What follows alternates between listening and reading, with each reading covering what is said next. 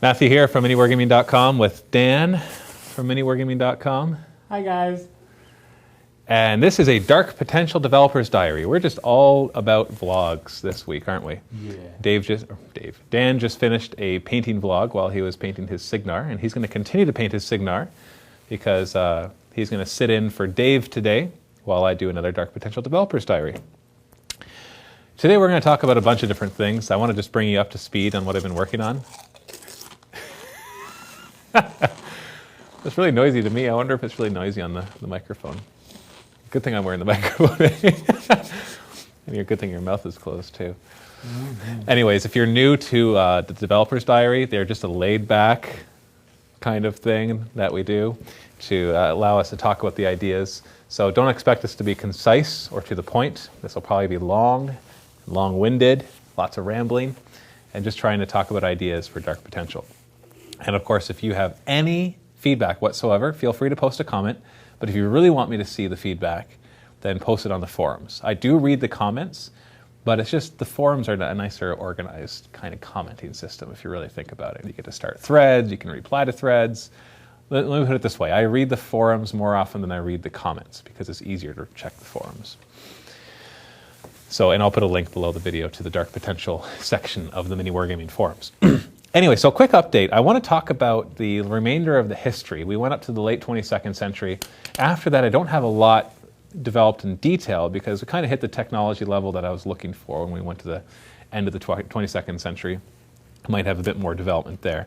So I want to talk about that. And I also want to talk about, I just put out a video yesterday, or I guess, I don't know when you're going to be watching this video. It might be tomorrow, but we'll see. You'll probably see this video 2 days after I posted the Mini Wargaming or Dark Potential Needs Your Help, and I announced that we're going to be doing a fundraiser. So I want to talk a bit about that and the plans that we have for the model creation, our first few miniatures, because I'm getting really excited about that because we're actually getting close to that point. In the next few months, we'll hopefully have our first few miniatures. But that all depends on how well the fundraiser goes, but we'll get to that. So I want to talk about that as well. So first off, I wonder if we should just do this in 2 videos. Depends how long this takes. I don't think this will take very long, though. Maybe I'll save this for another video. And you know what? Let's talk about that later. We'll see if we have time. Let's talk about the fundraiser as well as the future plans, or the current plans for the future. We're not going to make plans to plan, although we will plan more in the future as well. Those will be the future plans. So first off, yesterday, as of when I'm making this video, I posted the Dark Potential Needs Your Help video on YouTube. And basically that video was an 8-minute video of me saying, hey, I want to do a fundraiser to make our first 5 miniatures. I don't know what those first 5 are going to be. At first I thought I'll do one from 5 of the factions, one from each of the 5 factions. There's actually 6 factions, but I was thinking the animal faction I'm going to leave for now and come back to that. Although I love the animal faction. It's just, you got to work with what you've got. But I'm not sure if I'm going to do one miniature from each of the other factions. So we have the, right now it's called the Corporation. I'm considering changing that because Infinity has, or maybe it's Warpath. Infinity doesn't have it. I think Warpath, which is Mantic's 40K kind of thing, although it's not as much as 40K as their other one is like Fantasy, but still, they have, it's either Warpath or Infinity has a faction called the Corporation. So, you know, I don't want to have the same name, even though they have nothing to do with each other. So I might rename them from that. Maybe actually come up with the name of the Corporation and name them that.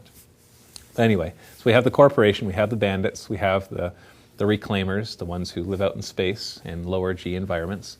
I'm gonna have to change them a little bit because the old fluff gave them a longer time. It was like 500 years after the virus hit, and now it's only 100 years after. And part of that 500 years is they were going to be genetically modifying themselves to be able to live in lower G environments. And they only have 100 years to do that now, which isn't enough for a lot of generations. But they could still do it, I guess. In fact, they can almost be remnants of people who had already had that done before the 100 Years' War happened. So we're going to have to modify that a little bit. So we have the Reclaimers who require their exosuits to be able to walk around in regular gravity for the most part. Then we have our 2 fun factions that are just not human, and they have the Xlanthos, for one thing, an alien race, which I'm probably going to start off just developing the regular race. I know they have subjugated these subspecies, but I might get rid of that idea, just because I might want a more uniform look throughout this species, but we'll see. And we also have the Salvagers, my personal favorite. Me too. Oh, great. You copied me. Yeah. And it's my personal favorite because I was looking for a way to make a mechanized Zerg kind of race, although they're not really going to be... There's a lot of traits the Tyranids and Zerg have in common with the Salvagers, but they're going to be different overall. Won't be quite as malicious. Anyway, so we have those 5. I'd like to make a miniature for each of them, but then I started thinking, you know what? What might work better is focusing on 2 of the factions so that we can more quickly get to a point where we have starter boxes, where we can actually be like, we have enough that you can buy and actually play the game. So rather than spreading ourselves thin, although maybe these first 5, just for the fun of it, for fleshing out all of the details of each of the factions, we'll have 1 of each, and then after that we'll focus on developing just 1 or 2 of them. What do you think we should do? What would you prefer? That really is what it comes down to. In fact, if somebody could start a forum topic at the link below and make a poll, the little voting option, and say, would you rather have 1 from each of the 5 factions without the animals? I know a lot of people are like, but I like the animals, but they'll definitely not be one of the 5 at first.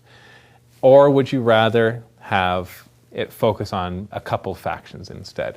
If we were to do just a couple factions, most likely it would be the Reclaimers and the Zlanthos.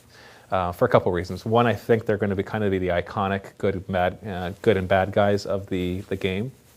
Although I'm not saying the Reclaimers are necessarily good or the Zlanthos will always be bad. So the Reclaimers still remember what happened, whereas everybody else is they have remnants of knowledge of the war and everything, because it's been 100 years later is what, 3 or 4 generations? Depends. Yeah. It could be up to 5 generations if you're looking at every 20 years there being a generation. If it's only like every 30 years, it's still a good at least 3 generations. Right. Nobody would. There's unlikely that anybody would be alive, because the lifespan of people has gone up, but without the medication to keep back the diseases and everything that happens, most likely nobody is still alive that would have remembered. But there would have still been people alive for a good portion of that to pass on the knowledge. But still, the Reclaimers have all the knowledge, their computers still work, their systems still work, they still have to salvage a lot of technology to keep them working, but they remember a lot of it. And so the second reason is because I think those 2 races will look the coolest. Not cooler necessarily than the Salvagers, because I think the Salvagers will have a nice, unique look to them. But the Salvagers, I don't think, are good enough to be one of the first 2 races, because they don't really represent the overall story of this game. They're almost a minor faction. They're going to be a major faction, but story-wise, they're just more a happenstance thing. They're a result of what happened rather than the driving factor there. At this point, they're kind of like a nuisance to the universe. Yeah, exactly. They're a nuisance factor. I plan on in future games, when I advance the storyline, of them taking a bigger role, but for now they're just going to be one of the factions, but the Reclaimers and Zlanthos are going to be the big ones. The Corporation will probably be the other big one. If I were to rank them, I'd say the Zlanthos and Reclaimers and the Corporation are your top ones, and then you have your Bandits and Salvagers and the Animal faction as your secondary ones, if I were to rank them that way. Anyway, so probably Zlanthos and Reclaimers. So somebody do that. Go and post that forum topic and do a poll so I can kind of see your general ideas, and then go and vote on it. Make sure if there's nothing to vote on, that you create it, and if it's already created, don't create a second one. And we'll see what people think. And you can also, when you vote on the poll thing, you can leave a response to it as well to give your reasons why you voted a certain way. Because I'd like to hear them. Because really, it's what you guys want. If everybody's like, no, I definitely want 1 from every 5, because that'd just be cool to own the first set of Dark Potential miniatures.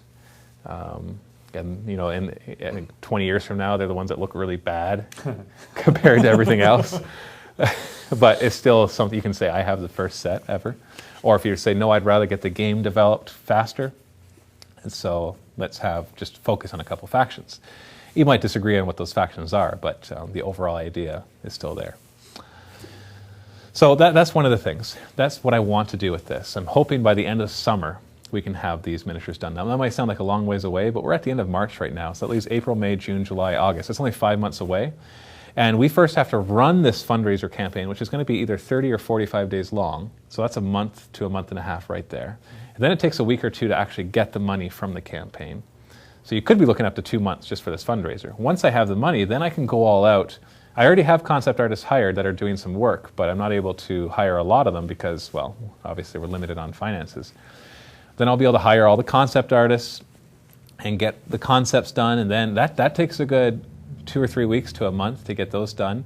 And then I got to find good sculptors. Like I'll try to line these all up beforehand so that they're ready to go. And then the sculptors have to sculpt, and then they have to get all their stuff approved, and then they have to get it to us, and then we have to pass them on to our manufacturer who's going to get molds made, and then we have to approve those molds and approve the production. There's no way I'm going to rush any stage of this development. Like we're not on such a deadline. We make money from other parts of our website and our business. We're stabilizing because of that. This is extra. This is on the side. So there's no rush. It's kind of like Blizzard developing StarCraft 2. Or any other games. While World of Warcraft is already making them good money. Not that I would compare how much money we make to World of Warcraft. We're not anywhere near that. But they had their thing that was making them money, and so they were able to not be under the constraint of, hey, we have to get this out by this date because this quarter requires the funds. Otherwise, our shareholders aren't going to be happy, and then we're going to have financial problems because people will sell the shares and we won't have as much cash flow, et cetera, et cetera. So they don't have to worry about that, which allows them to create a really good game. Well, I'm hoping to do the same thing. I don't want to rush it. I want awesome miniatures. Maybe I won't get GW quality miniatures on my first try, but that's going to kind of be my goal. And I think Games Workshop sets a good standard for what miniatures should look like. So I don't have any problem saying that. I know they get a lot of flack for their PR, which sucks, and their inability to recognize how independent retailers actually drive their business and all that other stuff, that crap that they do. But they make good miniatures. That's what it really comes down to. They make awesome looking miniatures. And so I think that's a good standard to shoot for. And most likely they will start off metal miniatures simply because it's a super low cost to entry, and because we have a manufacturer that's not too far away that does a really good job making miniatures. And they have a good track record, but they do metal miniatures. I looked into a resin manufacturer, and I'm not very pleased. I don't think it'll work out too well. So, and eventually we'll want to be manufacturing this, of course, in-house. Because that's your best way to control costs, is to do it right over there. Yeah, over there. Or in a new location, but whatever. Yeah, that's your best way to control costs and quality, is to do it yourself. So that's what we're hoping to do. So my goal is by the end of August to be shipping out our first line of miniatures. That's exciting. It is kind of exciting, isn't it? Yeah, especially when you think about the fact that in August we're doing Apocalypticon. What am I getting myself into? Anyway, it's fine. We actually have, at this point, we have the resources that I can commit some time to this. So I posted this video, as I was saying, and there has been an incredible response, way higher than I thought. Let me give you some numbers. I've been doing a lot of research on these kind of Kickstarter things, and I call them Kickstarter things because Kickstarter is the YouTube of Kickstarters. I don't know what else to call it. It's like Kleenex. You don't call them tissues, you call them Kleenex. But how often do you actually buy Kleenex? You don't know, do you? If I ever ask you right now, if the tissues that you have at home, are they Kleenex or not? I know, I need some right now, though. I'm sick. Yeah, it's because it's cold in here. That's why I'm wearing my coat. It's gross. Anyway, just use the paper towel that has your paint all over It it. has paint on it. Yeah, but that way it's red paint, so they won't be able to tell if your nose is bloody or anything. Anyways, you don't really know. Like, you probably couldn't tell me off the top of your head if your tissues at home are Kleenex or not. But Not at all. But you call them Kleenex. Yep. Yeah, at least here in North America. I don't know if that's a worldwide brand or not. So anyway, so when I say Kickstarter is like the YouTube of Kickstarters, I mean like they're the number one site, as far as I can see, for people wanting to do crowdfunding. And crowdfunding is where you get a lot of people donating small amounts of money to fund your project. And that's the opposite of private funding, which is where you get a couple people putting a lot of money into it. And anyway, so the Kickstarter is very popular, but they only work with Americans. Anybody can contribute, but only Americans can start a project. And we're Canadian, and so you go right there. Oh, good. I'm good. Okay, so we can't use them. Now, it seems that I found the second place, the runner-up, and that's Indiegogo.com. I've looked at a few different ones. I really didn't like the other ones. I looked at Rocket Hub. I just didn't like the way it felt. But Indiegogo seems to know what they're doing. And the nice thing about it is Kickstarter and Indiegogo have these sections of their site that give you a lot of tips on how to run a successful campaign. And Indiegogo goes as far, it's funny to say that name. I don't like the name of the site. Indiegogo. Indiegogo, yeah. Independent Go-Go, get it? Kickstarter is way better. you kickstart something, right? Anyway, they had a section of their site where they actually gave real analytics from all of their campaigns and all the different things that they did and what measure of success those things had. For example, people who got funding on day 1 as opposed to day 4, like their first funding, were 87% more successful. Or no, they formed 87% of the successful campaigns. That's what it was.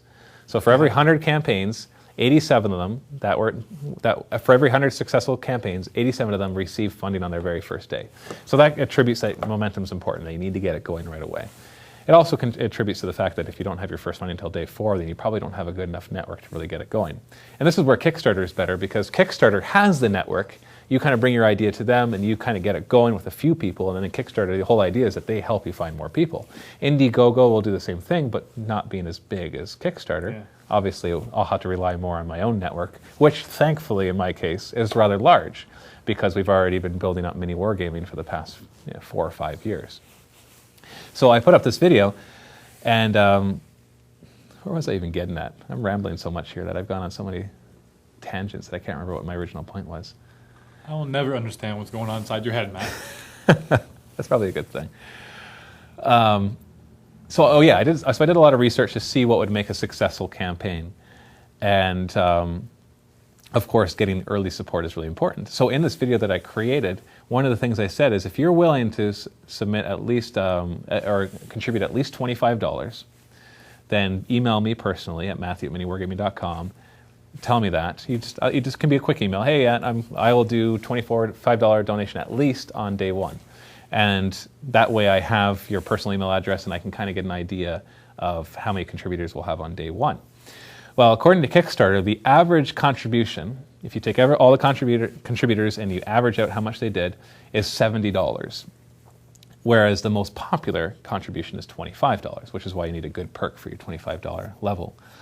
And so I did a calculation. I want to raise $10,000, so I need roughly 140 people to contribute, if on average we get $70 contributions. Now it doesn't mean that most people are contributing $70, because think about it, 10 people can contribute $250, and that's 10 people can contribute $25, that would be $250. If one person contributes $250, that's $500 in total. That makes your average $50 a person. So it doesn't take very many people contributing higher amounts to bring up that average. So a lot of people give that $25 amount, but then you get people in the $100 amount, and some people even in the higher amounts, 500, 1,000, even more. You don't need very many people like that, obviously, to make a difference. You only need 1 or 2 of them.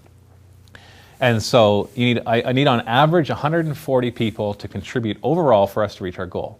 Well, I posted this video, and I said, email me if you're willing to do at least $25. And I got a lot of emails. And it was more than I expected. Currently, we sit on over 100 people who are willing to contribute on day 1. So if we meet that average of $70 a person, which I'm not necessarily trying to get from those people, you can contribute whatever you want. But if we do that average, like what Kickstarter says, then that's more than 2/3 of the way there. That'll be on average $7,000. Now, I'm not saying to those people, if you emailed me, I am not expecting more than $25. I'm not expecting anything, actually. You said you'll do it, so hopefully you'll do that. But I'm just saying that, because there have been people, I actually have had a few people say, I'll do $100, and I've had a few more people say, even had a couple people say that they'll do as high as $500. I've already had commitments to that. So we may already have more than half the contributions that we need on day 1. So here's the exciting thing. There's no limit to how high this can go. $10,000 is my goal, because I'm basically budgeting about $2,000 per miniature, so that I can get lots of artwork done, and the packaging, and the sculpting, and the mold making, and all of that. But if we do more than $10,000, which I think we will, then I'll make more miniatures. And hopefully within the same time frame. I'll just hire more people. There will be kind of a limit to how many people I can hire, because there's only so many people that you want to work with. But I'll do even more. So if we raise more than $10,000, then I'll do more miniatures. So theoretically, if we raise, let's say, $20,000, I could do a starter box for 2 factions. Wow. Wouldn't that be cool? Because a 5 miniature starter pack, I think, is pretty good. People are asking how much I'm going to charge for them. I can't really say yet, because it all depends on the cost. I'm going to charge a fair price that'll make us a profit that we need in order to make this work long term. There are going to be metal miniatures, so But for the most part, they're just going to be on. They're going to be 28 millimeter heroic scale. So the same scale as War Machine, Warhammer. I like that scale. I don't like the smaller scales that you get with like Lord of the Rings. They're just not as fun to paint. And I don't want larger scale either, because then when you want to scale the game up, you've got to come out with a new set of models rather than just keep